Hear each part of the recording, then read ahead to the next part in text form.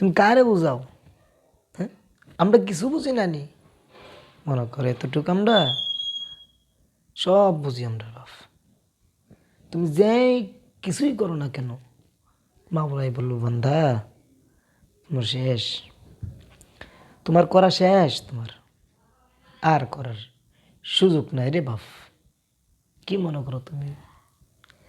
আল্লাহর জমিনের ভিতরে তুমি খাইয়া, আল্লাহর জমিনের ভিতরে থাইক্যা তুমি আজকে তুমি আল্লাহর নিয়ামত তুমি চুরি করতেছো কেন রে বাপ? এতটুকু সাহস তোমাকে কে দিল বলো আমাকে দেখি? দুইটি চক্ষু তোমাকে দিয়ে দিল আল্লাহ, দুটি চক্ষু দিয়ে দিছি তোমাকে। তোমার কি একটুকু বই নাই যে মাওলা তোমাকে যদি একবার তোমাকে যদি হুকুম করে আয় বান্দা আমার কাছে চলে আয়, তোমার সময় শেষ, তুমি কার কাছে ফিরে যাইবা?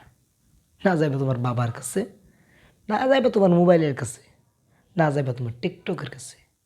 না বাপ, দুনিয়া বলতে দুঃখা। এখন তুমি আসো, পর নাই তুমি, পর তুমি চলে যাইবা, কার কাছে চিনবা তুমি? আরে মারে যদি তুমি ডাকো, মা বলবেন বাপ আমার তো সুযোগ নাই রে বাপ, আমার তো সুযোগ নাই। কেন? বাবাকে বলবা, বলো বাবাকে দেখি। বাবাও বলবেন না রে বাপ, আমার কাছে বললে লাভ হবে না, আমার কাছে বললে লাভ হবে না রে বাপ। এই জন্য বাপ তোমার আমি বলি, একটু জোর করে বলি বাপ, মাওলা তোমাকে ডাকতেছে, মাওলার কাছে তুমি চলে যাও।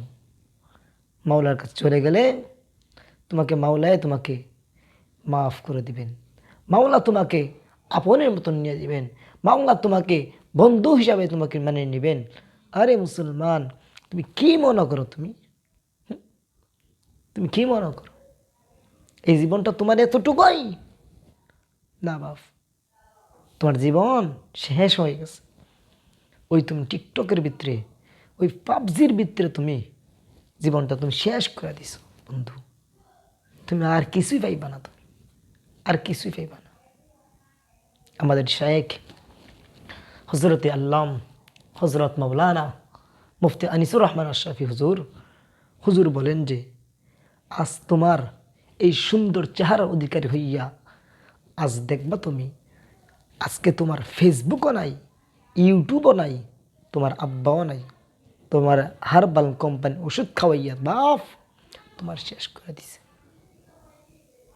এই জন্য বাপ আল্লাহর কাছে চলে যাও, আল্লাহকে মানো, আল্লাহকে বন্ধু হিসেবে মানো। আমাদেরকে আল্লাহ পাক রব্বুল আলামিন তৌফিক দান করুক। সকল আমিন। ওয়া আখির দাওয়ানা